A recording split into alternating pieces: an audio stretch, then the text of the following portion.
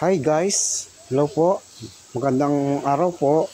Ngayon po tayo nandini po sa may Katarata po sa tagiliran po ng may Basal. Yan po ay sa may barangay San Ignacio. Yan po ay nakatagong paraiso diyan. Ika nga po napakaganda po ng falls na yan. Isipin niyo po yan po ay sa Bako. Under po yan ng barangay San Ignacio. Yan po yung mga nakatagong paraiso.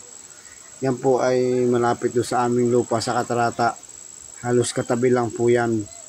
Kaya po yan, nakakapagligo po at nakakapag-swimming po ng libre. Ika nga po ay sa barangay San Ignacio, napakaganda at napakayamang barangay. Kaya po mga kaidol, sa gusto pong pumunta diyan ay yan, medyo may lalakarin konti pero hindi naman po kalayuan.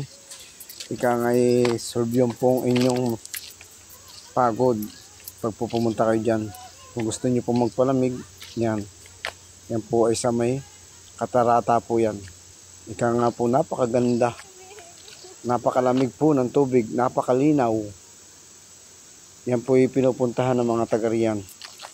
Hindi pa lang po yan nadidiscover ng mga mayayaman, pero pag yan po talagang nakita nila ay mabibighani po sila dahil sa paganda at ang linaw at ang lakas po ng tubig dyan. Medyo yung pababa ng halaan po diyan ay masyadong mababa, pero kung yan po yung malalagyan ng magandang hagdan ay maaayos po. Ika nga po mas maganda pa yan sa ibang swimming pool. Ika nga, kitang-kita nyo naman po yung tubig, walang katigil-tigil. Muli po, maraming salamat po at salamat po sa mga nanonood po at nagmamahal dito po sa aking vlog. Mabuhay po tayo.